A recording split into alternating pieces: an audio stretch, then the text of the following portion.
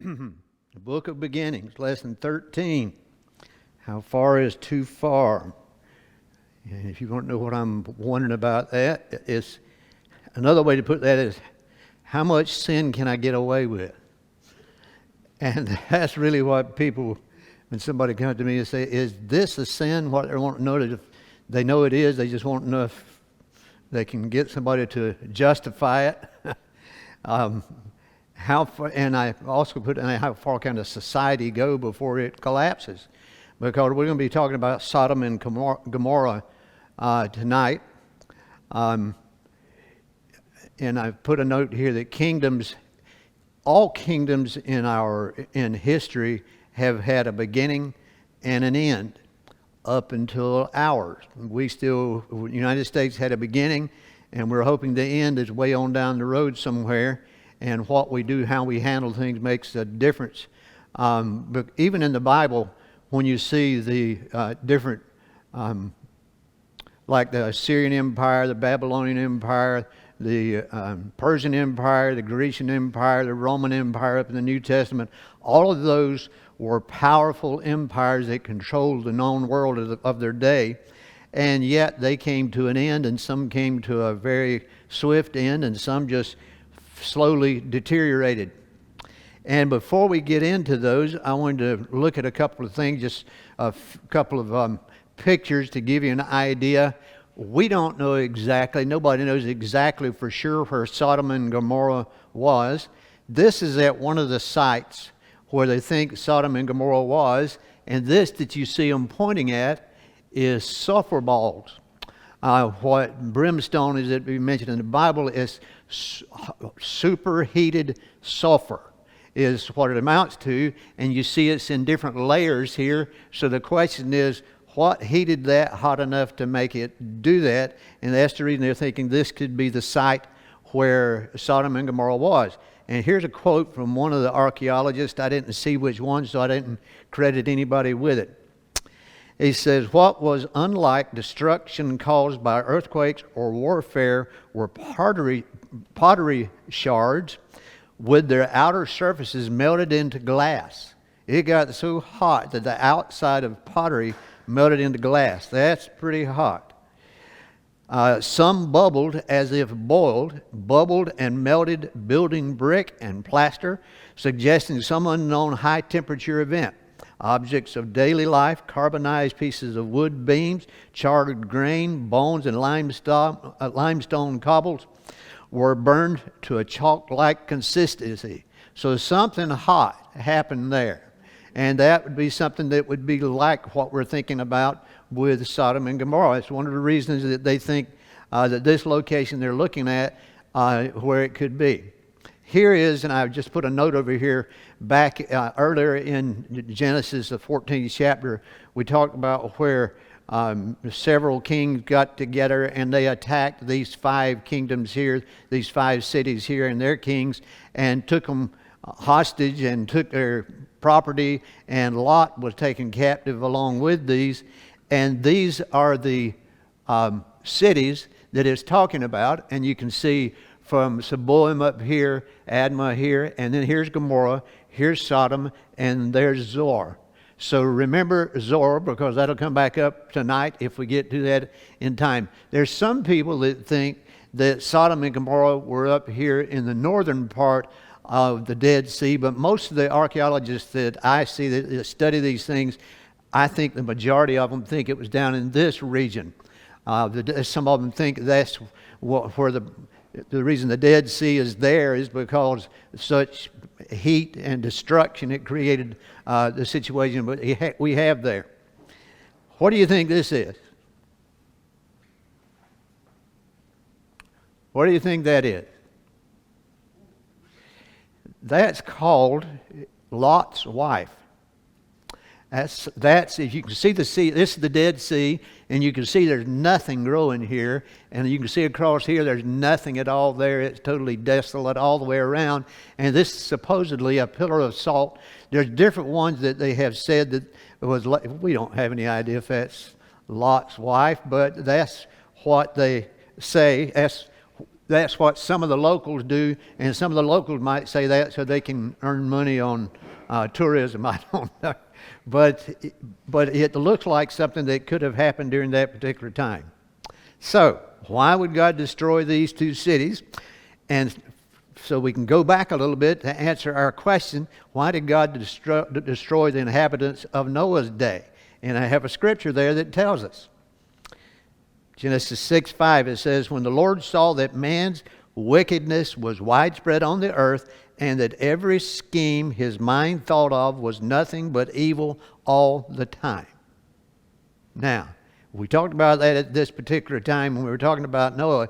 Can you imagine how it would be if everybody even just in our community, in the towns and the cities around here, they fit this description, that every scheme his mind thought of was nothing but evil all the time? That'd be a horrible place to live. And we know that because of that Noah, he found grace in the eyes of the Lord, is the way it says it in the King James Version. And so he was saved and his family was saved, and that's the reason we're here. So go from there to the 19th chapter of the book of Genesis, first verse. It says, the two angels entered Sodom in the evening as Lot was sitting at Sodom's gate. When Lot saw them, he got up to meet them. He bowed with his face to the ground and said, my lords, turn aside to your servant's house, wash your feet, and spend the night. Then you can get up early and go on your way. No, they said, we would rather spend the night in the square. Okay. Two Hebrew words I want you to look at. It's going to come up in just a second. The reason I'm mentioning this, I'm going to ask a question that you won't have the answer to because I don't know anybody that does, but you can use your imagination. This is Ish, which is the Hebrew word for man. And then you have Malach, which is the Hebrew word for messenger, as they would say it, or angel. So you have these two words, and they'll have something to do with what we're talking about in just a minute. These angels appeared to Abram and to Lot in the form of a man. How do I know that? Or in the form of men. How do I know that? The Hebrew for man was used when they appeared to Abraham, and the Hebrew for angel was used when they appeared to Lot. Now, why did they use angel for one and man to the other? I have no idea, unless Lot at the time suspected that these were heavenly beings, but they would have to be in the form of men because they were referred to as men. So we'll go back to a question we asked before. What do angels look like? How would you describe an angel? Nobody can really tell you, because every time that we see in the Bible a description of the people on earth that appeared to different people, it seemed like they were in the form of man. And my thinking is they're in the form of man is because that's what wouldn't scare man silly. And plus the fact we're made in the image of God and created in the image of the heavenly beings. So we don't have any idea, because that's a spiritual kingdom and this is a fleshly, earthly kingdom.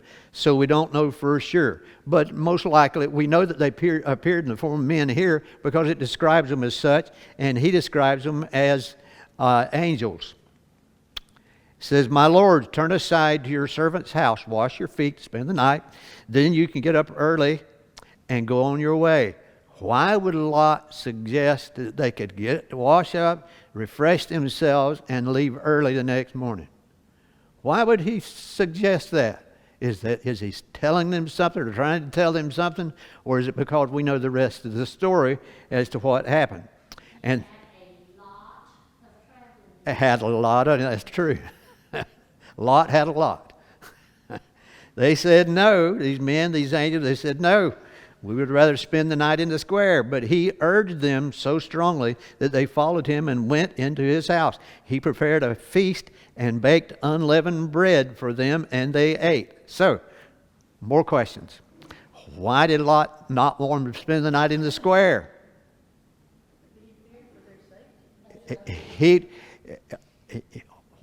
Lot had been living in Sodom for a while. Don't you think he knew what the inhabitants were like? Don't you think he knew how these people were? Don't you know that he didn't particularly think it was safe for them to do that? And he urged them over and over again. Why would he do that? And then the question that doesn't mean as much, why did he make them unleavened bread? This is the first time in the Torah, in the Old Testament, the Pentateuch, it's the first time that unleavened bread is mentioned. Why would he make them unleavened bread? Well, that's part of it. Plus the fact they just showed up. If he was going to cook a meal for them, he didn't have time for bread to rise. He had to cook something they could eat in a hurry. Same thing at Passover when they were supposed to eat unleavened bread. That's when they started the Feast of Unleavened Bread, was to commemorate that. They ate unleavened bread because they didn't have time for it to rise. They had to eat it in a hurry. So, Genesis 19:4. Before they went to bed, the men of the city of Sodom, both young and old, the whole population surrounded the house. Does this sound like it'd be safe? They called out to Lot and said, "Where are the men? Where are the men?" So they describe them as men. So they saw them. That's the reason I say they look like men. "Where are the men who came to you tonight? Send them out to us so that we can have sex with them." This translation just puts it flat out as it is. And in the King James it says know them. If you look at the Hebrew word I have down there, it means to know, and every time that I know of that it's used, it has to do with intimate relationship between a man and a woman. And so that's exactly what they were talking about. So it gets back, why were Sodom and Gomorrah destroyed? Genesis 18:20 says, "Then the Lord said, the outcry against Sodom and Gomorrah is immense, and their sin is extremely serious." Okay, in the Expanded Bible, same verse of Scripture, "Then the Lord said, I have heard many complaints." So literally, the outcry is great against the people of Sodom and Gomorrah. They are very evil. Literally, their sin is very great, heavy. The widespread problem with sin and depravity was prevalent in Noah's day, and that's the reason God destroyed the earth and kept Noah out alive. And what my belief is that it had to keep man alive in some form in order to get the Messiah here so it could redeem all of mankind, but that's beside the point. Was there a particular sin that caused Sodom and Gomorrah to be destroyed? What do people say?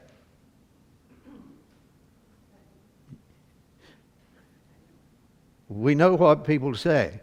You know, there's a place that tells us something about this, and it's not in the book of Genesis. It's in the book of Ezekiel. 16:49 says, "Now this was the iniquity of your sister Sodom." He's talking to the people in Jerusalem. So he's talking to, and he said, "Your sister Sodom. She and her daughters had pride, plenty of food and comfortable security, but didn't support the poor and needy. They were haughty and did detestable things before me, so I removed them when I saw this." So they did detestable things before them. It tells different things that they did. So was it one particular sin, or it was sin in general that we're talking about here?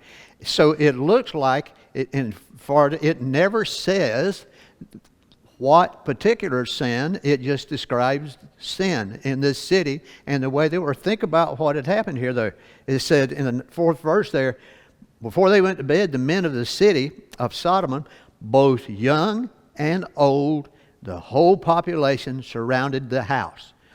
Everybody, young folks, old folks, in-between folks, all the population from all strata of the population surrounded the house to assault these men. Does that sound like the time of Noah, when all their thoughts were evil all the time? It kind of sounds like it. A question, we'll get to that in a minute, maybe. Contrast the treatment that the way Abraham and Lot treated these men when they saw them, these angels when they saw them, and the way the residents, the citizens of Sodom and Gomorrah treated them. Abraham bowed down to them. Lot bowed down to them. They both offered to come in and wash up, get cleaned up, take their ease while he fixed food for them. In other words, they had respect for them. So we have Lot here acting like his uncle Abraham in the fact that these guests were coming in, he was treating them special. But the people of Sodom and Gomorrah were not. 6th verse. Lot went out to them at the entrance and shut the door behind him. He said, "Don't do this evil, my brothers. Look, I've got 2 daughters." Now, if you're the daughters, you wouldn't care for this.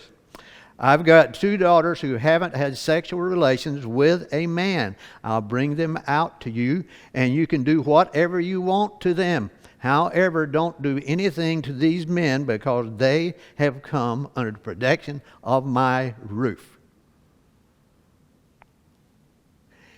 You ladies would say, Lot was not a very nice fellow. So regardless, we don't have any explanations here. So, in the Bible. So you can either use your own imagination or we can surmise what it would be. But I got a question. How many daughters did Lot have? And how many sons did he have?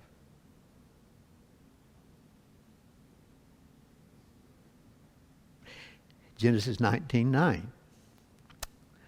"Get out of the way," they said, adding, "This one came here as a foreigner." They're talking about Lot. He came here as a foreigner, but he's acting like a judge. Now will do more harm to you than to them.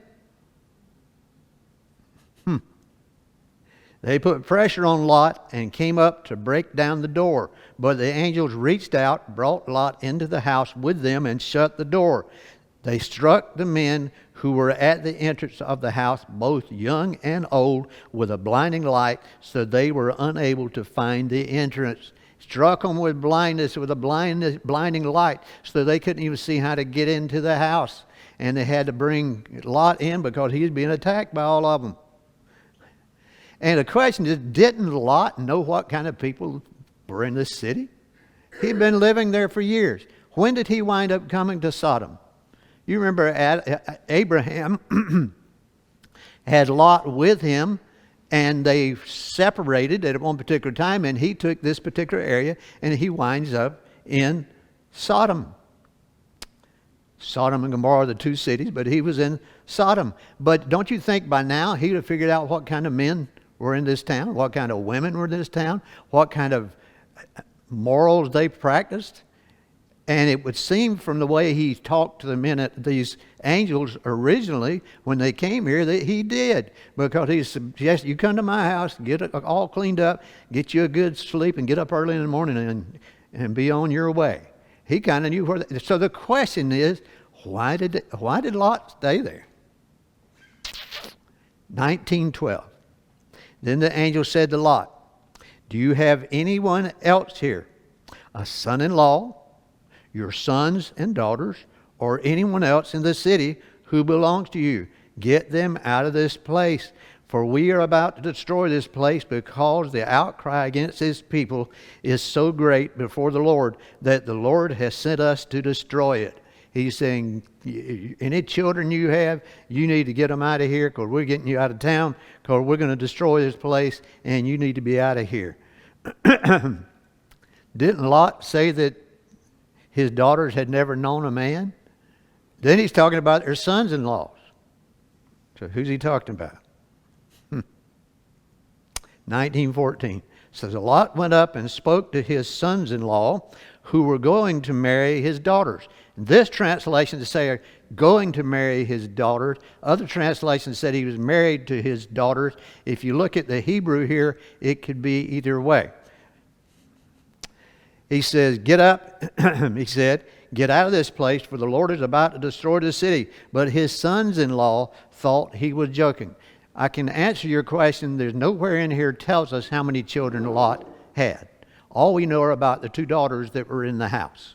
We don't know if that's the 2 daughters that were the sons-in-law belonged to, or if there's 2 other daughters. We don't know if he had sons in this.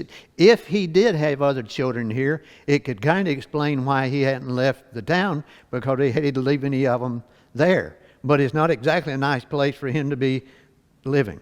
15th verse. At daybreak, the angels urged Lot, urged Lot on.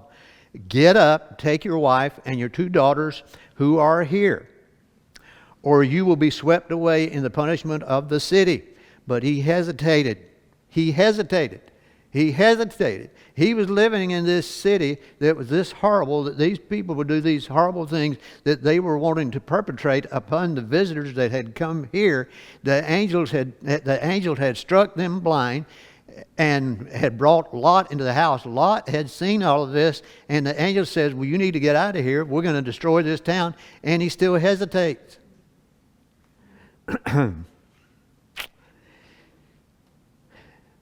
But he hesitated. Because of the Lord's compassion for him, the men grabbed his hand, his wife's hand, and the hands of his 2 daughters.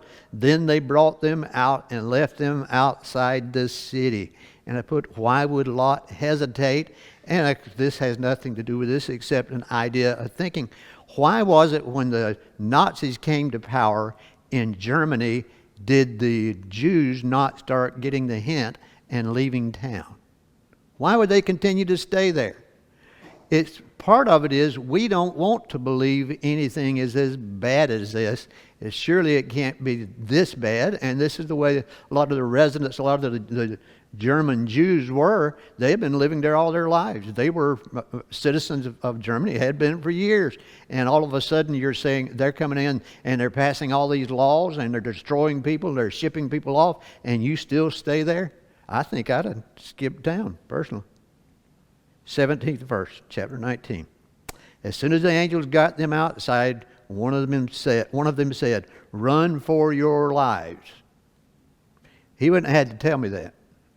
He said, run for your lives. Don't look back and don't stop anywhere on the plain. Run to the mountains or you will be swept away. But Lot said to them, no, my lords, please. Your servant has indeed found favor in your sight, and you have shown me great kindness by saving my life. But I can't run to the mountains. The disaster will overtake me, and I will die. Look, this town is close enough for me to run to. It's a small place. Please let me go there. It's only a small place, isn't it? So that I can survive. And he said to him, all right, I'll grant your request about this matter too, and will not, and listen to what he said, and will not demolish the town you mentioned. Question is, and we don't know the answer to this, you remember there were 5 cities that were all here together, and I'll show you a map of them again in a minute. How many of those cities were destroyed with Sodom and Gomorrah? Any or none? We don't know. But he says, I won't destroy this one. It's 22nd verse says, hurry up, run there, for I cannot do anything until you get there. In other words, they were protected until then. Therefore, the name of the city is Zor, which means little place or something very similar to that. The Assyrian I said, remember this city here. Look how close that is to Sodom. Gomorrah is way up here. He destroyed both of these cities, and this one's this close. I wouldn't want to stay that close, would you? But that's where he wanted to stay, and the angel said, we'll protect you, we'll keep you safe, you don't have to worry about it, you can stay there in that city. He demolished these cities, the entire plain, it says. The entire plain, all these plains around here, so we don't know how much of it means, but it says the entire plain, destroyed all of it. All the inhabitants of the cities and whatever grew on the ground. So there was nothing left. It was clean, it was bare, like what it is around the Dead Sea today. But his wife looked back and became a pillar of salt. And I've heard people describe what that was, and nobody knows for sure because that's all it says. That's what it tells us. A lot of times we look for things that are not in the Bible harder than we look for things that are in it. Josephus, the first century Jewish historian, who was a Roman citizen, wrote this in his Antiquities of the Jews. But Lot's wife, continually turning back to view the city as she went from it, and being too nicely inquisitive what would become of it, although God had forbidden her to do so, was changed into a pillar of salt. Now look what he said. For I have seen it, and it remains to this day. Had he or hadn't he? But he says he did, and he was 2,000 years ago when he wrote this, over 2,000 years ago. So we don't know. Quote from, this was at a class at a nursing home, and a guy was teaching the Torah, and one of the residents there said this: when you're always looking back, you become inorganic. In other words, you're not living anymore when you keep looking back. You have to keep looking forward. So, a question for you. What did, when God told Abraham he was going to destroy the cities, what did Abraham say? Back up a step. Before that, why did he even talk to Abraham about it at all? Why did he even mention it to Abraham? Could it be because Abraham was God's covenant man on this earth? All of life was coming through Abraham. The redemption for the world was coming through Abraham. So he was close enough with Abraham that he told him. So that's the first thing. Second thing, what did Abraham say when God told him he was going to destroy Sodom and Gomorrah? What did he say? He said, what if there were 50? He started with 50. He said, what if there are 50, but you destroy it? And God said, no, I won't destroy it. He said, well, what about 40? And he said, no. And he kept going down until he got to 10. He says, what about 10? Well, we know they couldn't even find 10 there. Tell you something that's missing. Did Abraham ever say, look, my nephew and his family are there. Could you rescue them? Would you not destroy the city if for their sake? All he did was set a number of righteous people. Were there 10? Maybe he was assuming that there would be at least 10 righteous people in those two cities together, keep them from destroying the cities. A question that comes to my mind is, evil as they were, I wouldn't care if there were 10 righteous people there or not. What do you do? But he didn't ask God. Abraham did not say, would you not destroy the city because of my nephew Lot? Or would you rescue my nephew Lot? He didn't ask any of those things, but God rescued Lot anyway. And it wound up, the rest of the story, which we won't have tonight, that Lot and his two daughters did escape, and they did go to the city of Zoar. But they wound up living outside the city anyway, which we'll talk about later. Presentation finished. Do you have any questions?